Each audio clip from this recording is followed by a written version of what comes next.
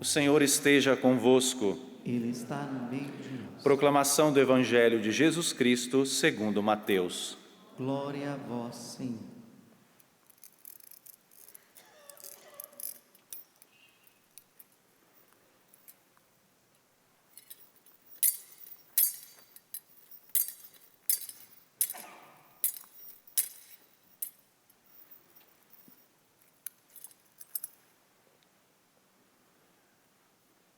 Naquele tempo, Jesus foi à região de Cesareia de Filipe e ali perguntou aos seus discípulos: Quem dizem os homens ser o Filho do Homem? Eles responderam: Alguns dizem que é João Batista, outros que é Elias, outros ainda que é Jeremias ou algum dos profetas. Então Jesus lhes perguntou: E vós, quem dizeis que eu sou? Simão Pedro respondeu: Tu és o Messias, o Filho do Deus vivo. Respondendo, Jesus lhe disse: Feliz és tu, Simão, filho de Jonas, porque não foi um ser humano que te revelou isso, mas o meu Pai que está no céu. Por isso eu te digo que tu és Pedro, e sobre esta pedra construirei a minha igreja, e o poder do inferno nunca poderá vencê-la. Eu te darei as chaves do reino dos céus. Tudo o que tu ligares na terra será ligado nos céus. Tudo o que tu desligares na terra será desligado nos céus. Palavra da salvação. Glória a vós, Senhor.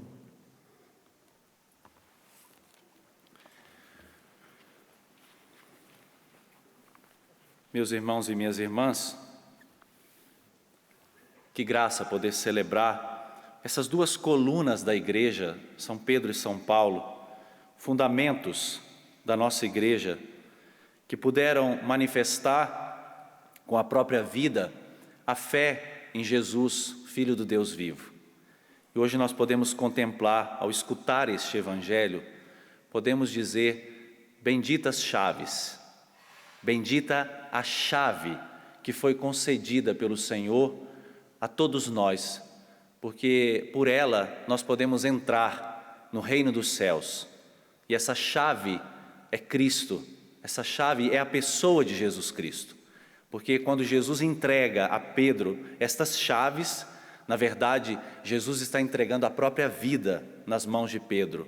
E dá a missão a Pedro, depois também a Paulo, a missão de fazer com que todos o conheçam na sua inteireza, não o conheçam apenas no nível intelectual. Porque quando Jesus faz esta pergunta para os seus discípulos: E vós, quem dizeis que eu sou? Porque da multidão, vocês viram as respostas que vieram: Elias, João Batista, Jeremias ou algum dos profetas, todos mortos. As respostas que vêm da multidão apresentam um Jesus assim, somente naquele aspecto da profecia mais findado. Mas a resposta que Jesus pede dos seus discípulos e pede de cada um de nós é se de fato Jesus é o Messias, o Filho do Deus vivo, se Jesus é atuante na minha vida, se Ele determina o meu comportamento, as minhas ações, se Jesus é o centro da minha vida, se Jesus me direciona na tomada de uma decisão, se Jesus me direciona num momento de tribulação, num momento de dor, de sofrimento. É esta resposta que o Senhor espera de nós, porque quando Ele pergunta desse conhecer, fala de intimidade. Conhecer na Sagrada Escritura fala de uma intimidade profunda, não parte do intelecto. Não é Jesus um conjunto de doutrina. Entendam bem, a doutrina faz parte do nosso caminho de adesão ao Senhor, nos direciona, mas Jesus não é um conjunto de doutrina, de moral, de normas, mas Jesus é uma pessoa com a qual eu preciso estabelecer uma relação profunda de intimidade. Nós precisamos anunciar, primeiramente, Jesus, para que as pessoas possam aderir a Ele, aderir à sua pessoa. É claro que as outras realidades vêm como consequência, mas eu não posso me arrogar o direito de dizer, eu sou o defensor de Jesus, porque eu defendo a sã doutrina, mas se eu não conheço o coração de Cristo, se eu não conheço como Jesus reage diante de uma pecadora, diante da adúltera, se eu não reconheço como Jesus reage diante de um ladrão, diante de um corrupto, de um traidor, de um apóstata, de um enfermo, se eu não sei como funciona o coração de Jesus, eu não posso dizer que eu aderi a Ele. Eu posso até conhecer muito bem a sã doutrina, eu posso ensinar muito bem, mas a minha vida precisa aderir à pessoa de Jesus. É isso que Ele espera dos seus discípulos quando faz essa pergunta, e a faz num lugar muito distante, porque eles estão em Cesareia de Filipe, o lugar mais distante de Jerusalém, região pagã. Ou seja, é nesse afastamento que Jesus pede uma resposta. Quantas vezes, nós colocamos perguntas para Deus, no momento de dor, no momento de escuridão, de trevas: por quê? Por quê, meu Deus? Para quê? Enchemos Deus de perguntas. Mas hoje nós somos desafiados a permitir que Deus nos faça as perguntas, que Deus possa colher do nosso coração uma resposta de fidelidade, de amor, de adesão completa em quaisquer circunstâncias. Hoje o Senhor nos faz essa pergunta: quem sou eu para você? Quem sou eu na sua vida? Quem de fato eu sou para você? Interessante que aparece no Evangelho a expressão que o poder do inferno nunca prevalecerá sobre a igreja. Normalmente nós interpretamos esta expressão pensando assim, o inferno que ataca a igreja e a igreja que vai sempre resistir. Mas a tradução original não é assim. A tradução original fala desta porta, mas é o inferno que não pode resistir. As portas da igreja é que atacam o inferno, é o contrário. É a igreja que ataca o inferno. E ali arranca os filhos de Deus das situações de escravidão e de pecado e traz cada um deles para a experiência da vida nova. Não é a igreja que está acuada sendo atacada pelo inferno, não. É o contrário. É a igreja portadora desta mensagem, é a igreja que tem como seu fundador o Senhor Jesus Cristo, que desceu à mansão dos mortos, aos infernos, para arrancar os filhos de Deus das condições de pecado, quaisquer situações de pecado. Arrancou os filhos de Deus da situação de inferno e trouxe cada um deles para a situação de uma vida nova. Então, as condições de escravidão da humanidade, do ser humano, nunca prevalecerão. Quando você levanta o seu olhar e olha a condição e a situação da nossa sociedade atual, nós podemos nos desesperar. Somos tentados, a nos desesperar quando vemos o multiplicar de uma maldade, do pecado, das condições de fragilidade da realidade humana. Mas nenhuma dessas condições de escravidão prevalecerão contra a Igreja de Cristo. Esta porta de escravidão foi aberta. Vocês ouviram a primeira leitura de hoje do livro dos Atos dos Apóstolos? Quando Pedro está ali na prisão e aquela porta é aberta por intervenção de Deus. O detalhe é que o dia que está aqui na primeira leitura é o dia dos pães ázimos. O que isso indica para nós? É a Páscoa, é o dia da Páscoa. Ou seja, a saída do cárcere do Egito, da prisão do Egito, para a liberdade dos filhos de Deus. Pedro experimenta a Páscoa na sua própria vida. Pedro experimenta a passagem também da vida velha para a vida nova. Por que na fé de Pedro existe a chave da passagem?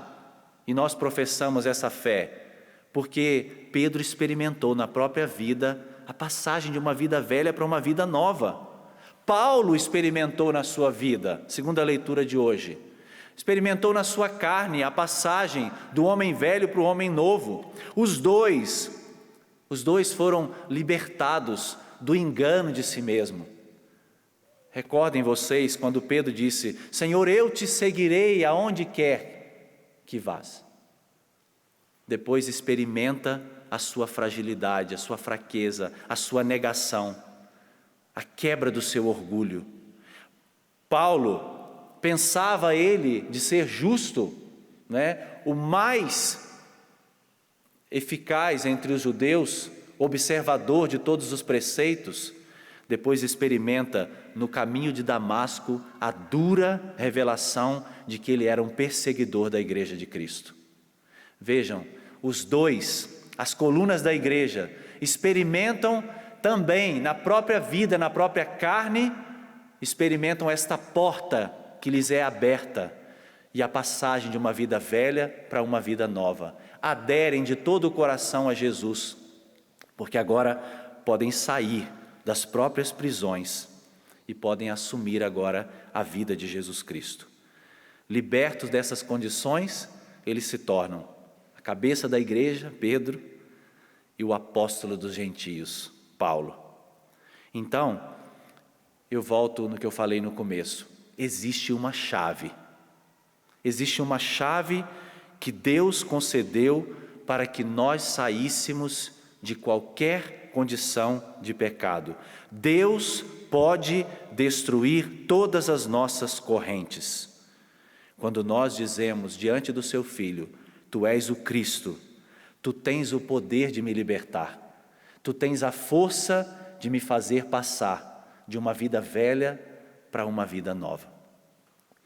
Isso é adesão, isso é pessoal. Cada um de nós precisa hoje, na festa dos apóstolos Pedro e Paulo, dar essa resposta.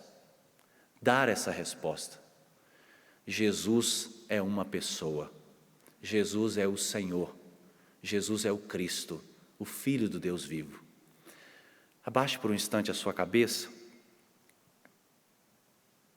Permita que essa verdade hoje interrogue você. Se Jesus é o Cristo, Filho do Deus vivo, como anda a sua relação com Ele? Como você se relaciona com o Senhor? Ele é o centro da sua vida? Ele pode libertar você de todas as cadeias. Hoje, como igreja, nós professamos com os apóstolos Pedro e Paulo a fé na pessoa de Jesus. Esse é o fundamento da nossa vida, saber quem é Jesus. Eu te peço, Senhor, que nesta santa liturgia que nós celebramos hoje, com os meus irmãos que estão aqui no santuário, com aqueles que nos acompanham em casa, a transmissão dessa santa missa. Te peço a graça, Jesus, de professar de todo o nosso coração a fé em Jesus, o Filho de Deus, o Cristo. Dê a sua resposta agora. Faça a sua adesão à pessoa de Jesus. Se existem correntes, cadeias que prendem você, peça a graça hoje, nesta festa, de que você seja liberta dessas cadeias. E você seja livre para professar a fé em Jesus, o Senhor. Que nada mais te prenda, nenhum pecado, nenhum vício, nenhuma realidade da sua vida velha possa atormentar você, desviar a sua fé, desviar o seu olhar de Jesus. Ele é o Senhor. Nós o acolhemos hoje com o coração aberto. Nós acreditamos que esta fé nos torna firmes, torna a nossa esperança sólida de que as portas do inferno nunca prevalecerão contra a Igreja de Cristo. Pois é a Igreja de Cristo que destrói as cadeias do inferno com as chaves dadas pelo próprio Senhor de uma vida nova, da passagem de uma vida velha para uma vida nova. Nós te bendizemos, Senhor, por poder professar esta fé, por poder reconhecer o teu senhorio na nossa vida, na nossa igreja. Tu és o Cristo, o Filho do Deus vivo. Glória ao Pai, ao Filho e ao Espírito Santo, como era no princípio, agora e sempre. Amém.